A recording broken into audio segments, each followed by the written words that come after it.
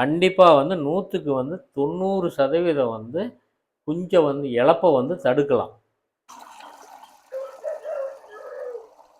எப்படி இருக்குன்னு பாருங்கள். இப்போ இப்படி எந்த அளவுக்கு கொதிக்குதுன்னு பாருங்கள். இந்த அளவுக்கு வந்து கொதிக்க வைக்கணும். எல்லாத்துக்கும் வணக்கங்க. இப்போ நம்ம வீடியோவில் எதை பற்றி பார்க்க போகிறோம் அப்படின்னா, கோழி வந்து எல்லா பேருமே கோழி வளர்க்குவாங்க. வளர்க்குறதுல வந்து குஞ்சு ஓரளவுக்கு வந்த ஒரு பின்னாடி ரெக்க தொங்கிய வந்து இறந்துடும். அதுக்கு வந்து நிறைய பேர்த்துக்கு அதுக்கு தீர்வு என்ன அப்படிங்கிறது தெரியாமல் இருந்துச்சு. இது எங்களுக்கு நடந்துச்சுங்க. அதுக்கு நாங்களும் தீர்வு என்னன்னு தெரியாமல் தான் இருந்தோம். நான் ஒவ்வொன்றா யோசித்து பார்த்து ஒவ்வொன்றா செய்யும்போது வந்து அதுக்கு ஒரு விடை என்னன்னு எனக்கு தெரிஞ்சிச்சுங்க. அதைத்தான் நாங்கள் இப்போ ஃபாலோ பண்ணிக்கிட்டு இருக்கோம். அதை ஃபாலோ பண்ணிக்கிட்டு இருக்கிறதுனால இப்போ ஓரளவுக்கு 100க்கு 90% வந்து இழப்பை வந்து தடுத்துருக்குறோம்.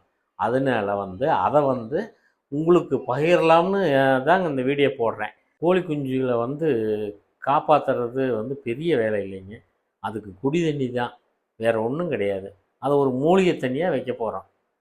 அது எப்படி பண்ணுறோம்னு காட்டுறவாங்க. இந்த மாதிரி வந்து சுடுதண்ணி காய வச்சுக்குங்க. சுடுதண்ணி காய வச்சுக்கிட்டு இங்கே பாருங்கள், இது சீரகம், இது வெந்தயம், இது சோம்பு, இது பட்டை, இது பெருங்காயம், இது மஞ்சத்தூள். இதை வந்து உள்ளே போடணுங்க, சுடுதண்ணிக்குள்ளே. நல்லா கவனிச்சுங்க.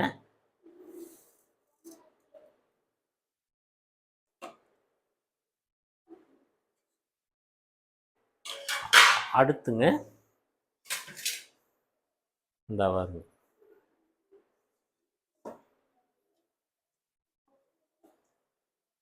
வேப்பந்தலை, தூதுவளைங்க,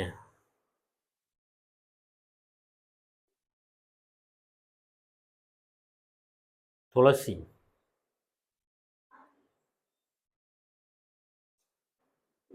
கீழாநெல்லி,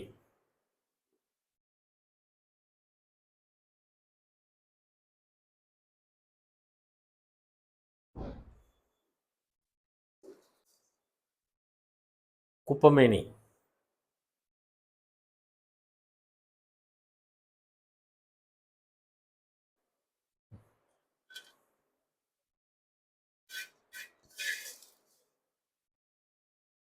இவ்வளோதாங்க. இப்படி வந்து நல்லா உள்ள அமிக்கூடணும். இப்போ தண்ணி கொதிக்குதுங்களா? இதே மாதிரி கொதிக்க விடணும். இதில் வந்து என்ன போட்டிருக்கோம்னா, அந்த மஞ்சத்தூள் வந்து கிருமிநாசினி, சீரகம் வந்து செரிமானம், பெருங்காயம், இது எல்லாமே வந்து பொதுவாக வந்து ஜீரணத்துக்காகிறது. வந்து வேப்பந்தலை, கீழாநெல்லி வந்து வெள்ளைக்கிளிச்சலை வந்து தடுக்கும். வேப்பந்தலை வந்து கிருமிநாசினி. உங்களுக்கு இதில் போட்டிருக்கிற தலைகள் எல்லாமே ஒன்று கிருமிநாசினி, ஒன்று செரிமானம், குஞ்சு வந்து நல்லா வந்து செரிமானம் ஆகி கழிவு வந்து வெளியேறதுக்கு. அதுக்காகத்தாங்க இது எல்லாமே போட்டிருக்கு. இப்படி கொதிக்குதுங்களா? கொதித்து நல்லா கொதித்து இது வந்தோடனே ஆஃப் பண்ணிவிட்டு அப்படியே எடுத்து தனியாக வச்சுருங்க. காலையில் வரைக்கும் வந்து இது இந்த தண்ணியிலே இருக்கட்டு. இருந்த பின்னாடி அந்த காலையில் எடுத்து குஞ்சுகளுக்கு கொண்டு போய் அந்த பழைய தண்ணியெல்லாம் எடுத்துட்டு, அந்த தண்ணி வைக்கிற இதை வந்து சுத்தமாக கழுவிட்டு, அப்போ இந்த குடிநீரை வந்து ஃப்ரெஷ்ஷாக வைங்க. ஃப்ரெஷ்ஷாக வச்சு அப்படியே வந்து அதுக்கும் வந்து டெய்லி வைக்க வேண்டாம், 2 நாளைக்கு ஒருக்க வைங்க. இன்றைக்கி வந்து இந்த தண்ணி வைக்கிறீங்க அப்படின்னா, நாளைக்கு காலையில் அதை எடுத்துடணும். எடுத்துட்டு நல்லா கழுவிட்டு மாமூலான பச்சை தண்ணி வைங்க. எதையும் கலக்காமல் வெறும் தண்ணி வைங்க. வச்சுட்டு அதுக்கு மறுநாள் வந்து வெறும் சீரகத்தை போட்டு இதே மாதிரி கொதிக்க வச்சு வைங்க. இது வாரத்துக்கு 1 நாள் 2 நாள் வச்சிங்கன்னா போதும். கண்டிப்பாக வந்து 100க்கு வந்து 90% வந்து குஞ்சை வந்து இழப்பை வந்து தடுக்கலாம். இப்போ இப்படி எந்த அளவுக்கு கொதிக்குதுன்னு பாருங்கள். இந்த அளவுக்கு வந்து கொதிக்க வைக்கணும். அப்படி கொதிக்க வச்சிங்கன்னா தான் இருக்கிற அந்த சாறு எல்லாமே வந்து தண்ணியில் இறங்குன பின்னாடி நல்லா இப்படி கொதித்தோடனே அடுப்பை ஆஃப் பண்ணிடுங்க. இந்த மாதிரி அடுப்பை ஆஃப் பண்ணிவிட்டு நீங்கள் தனியாக இறக்கி வச்சுருங்க. இறக்கி வச்சுட்டு காலையில் வரைக்கும் விட்டீங்க அப்படின்னா நல்லா அந்த சாரெலாம் இறங்கி தண்ணி நல்லா ஆறி இருக்கு. நாளைக்கு காலையில் நானே வந்து இப்போ எப்படி குஞ்சுகளுக்கு கொடுக்குறேன்னு உங்கள்கிட்ட காட்டுறேன்.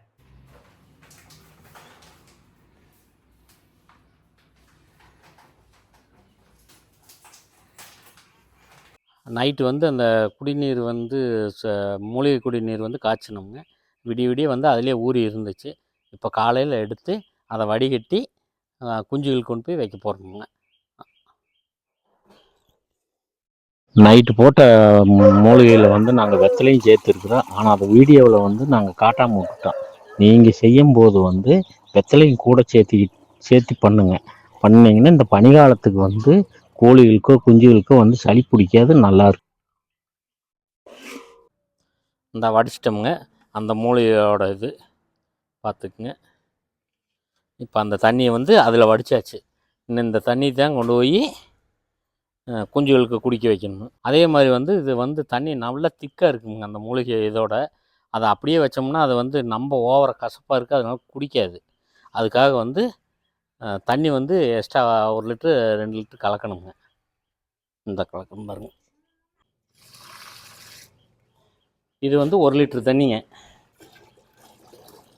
போதும்.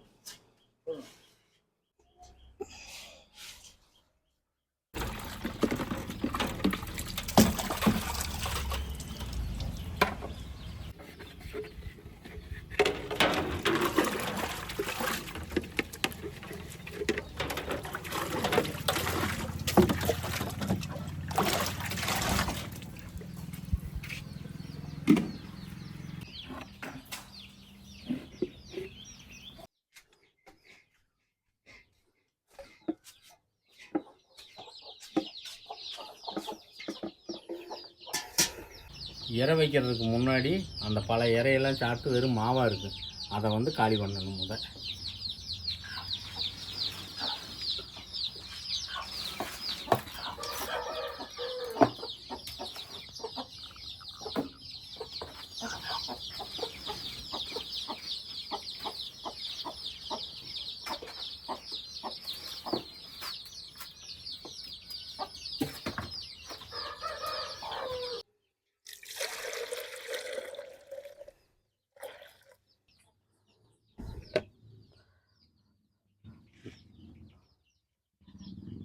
இந்த அளவுக்கு வச்சா போதுங்க. இளங்குஞ்சு திருப்பி நாளைக்கு மாற்றணும்.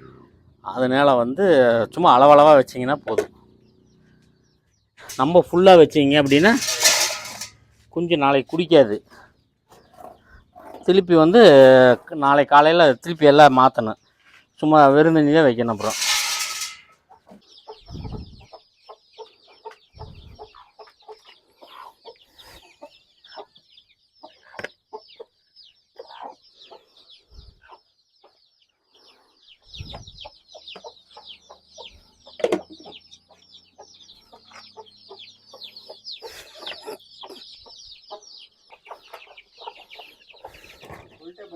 ஏற்கனவே வந்து 12 நாள் குஞ்சுக்கு வந்து வச்சாச்சுங்க. 12 நாள் குஞ்சுக்கு வச்சாச்சு. இது 26 நாள் குஞ்சு இப்போ வச்சுருக்கிறேன். இது 20 நாள் குஞ்சு. தண்ணி வச்சு முடிச்சாச்சுங்க. வந்து இப்போ தீவனமும் கையோடு வந்து அப்படியே தீவனம் தண்ணி வச்சாச்சு. தீவனம் போட்டு விட்டோம்னா இந்த இந்த இது வந்து முடிஞ்சிருங்க. நான் அடுத்த பேச்சு அங்கிட்டு இருக்குது, அது அப்புறம் பார்க்கலாம்.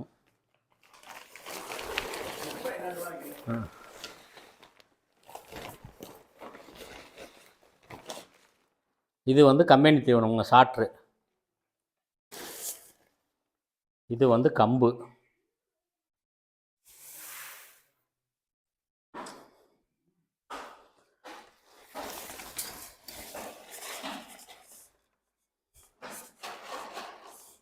இது வந்து மக்காச்சோளம். மக்காச்சோளம் உடச்சிருக்கும் பாருங்க. இது வந்து மில்லுலேயே கிடைக்கும் உங்களுக்கு.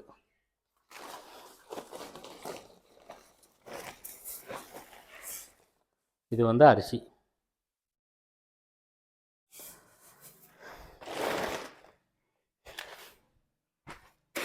அதுக்கு வந்து இளங்குஞ்சுக்கெலாம் வந்து நம்ம மக்காச்சோளம் அரிசி இதெல்லாம் நம்ம போடாதீங்க. சும்மா கொஞ்சம் கொஞ்சம் கூட போட்டு விட்டிங்கன்னா சாப்பிட்டு பழகிக்கும். அதுக்காக கொஞ்சம் கொஞ்சம் போடுறது. நம்ம போட்டிங்கன்னா பூரா இறச்சி கீழே தள்ளிடு, வேஸ்ட் ஆயிடும். அதனால் சாப்பிட்டு பழகணும் அப்படிங்கிறதுக்காக கொஞ்சம் கொஞ்சம். வாங்க பார்ப்போம்.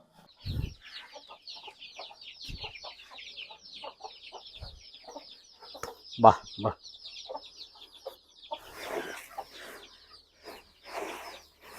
இப்படி நல்லா கலந்துக்கணுங்க. கலந்துக்கிட்டு பா பா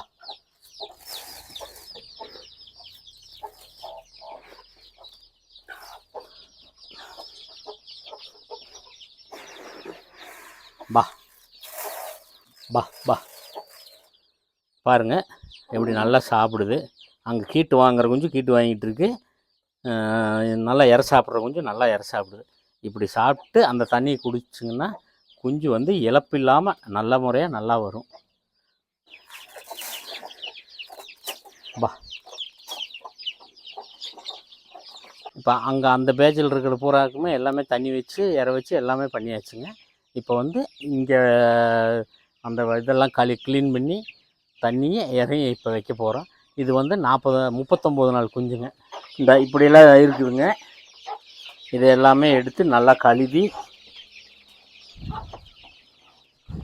இங்கே பாருங்கள் எப்படி இருக்குன்னு. இதை நேற்று காலையில் வச்சதுங்க. எப்படி இருக்குன்னு பாருங்கள். இப்படியே வந்து தண்ணி ஃபுல்லாக இருக்குது. ஆனால் வந்து அப்படியே இருக்கட்டும் அப்படின்னு சொல்லி விட்டுறக்கூடாது. அதான் ரொம்ப தப்பு.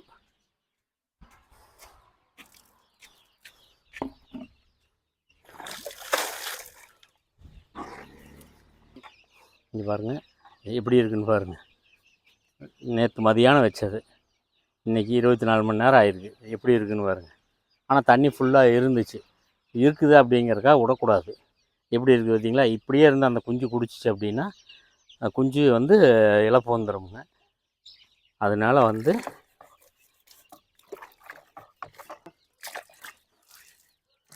வந்து நல்லா சுத்தமாக இப்படி வந்து க்ளீன் பண்ணிடணும். போதுங்க ஒவ்வொரு இதுக்கு.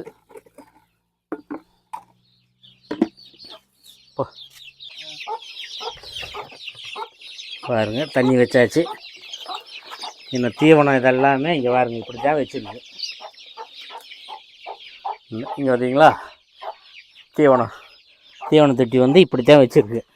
அதை வந்து உடனே வந்து க்ளீன் பண்ணிடணும். இது அப்படியே கொண்டு போய் தீவனம் போட்டோம்னா இந்த மண் எல்லாமே உள்ளே போயிருங்க. அப்படியே அதிலே தின்னுச்சு அப்படின்னா குஞ்சு இறப்பு வர்றதுக்கு சான்ஸ் இருக்குது.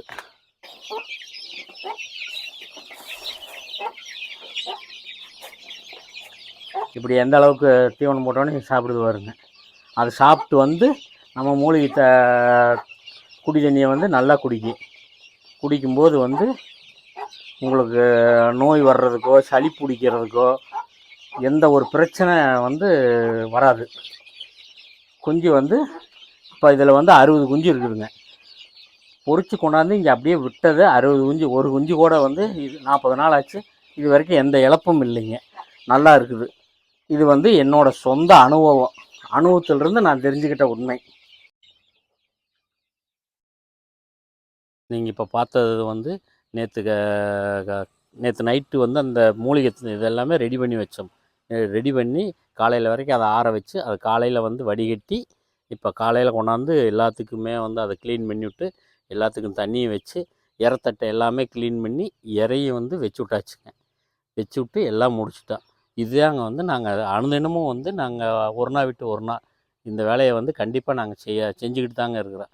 செஞ்சுக்கிட்டு இருக்கிறதுனால வந்து இப்போ வந்து ஒரு 6-7 மாதமாக வந்து எங்களுக்கு வந்து இளங்குஞ்சோ கோழியோ எந்த ஒரு நோவும் இல்லாமல் நல்லா இருக்குது. இழப்பு இல்லைங்க, இழப்பு இல்லை.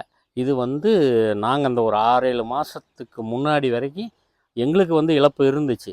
அதை எப்படா தடுக்கிறது அப்படின்னே பல இதை நாங்கள் முயற்சி பண்ணி பார்க்கும்போது கடைசியில் வந்து இந்த இதாங்க வந்து கரெக்டாக வந்து எங்களுக்கு ஒத்து வந்துச்சு.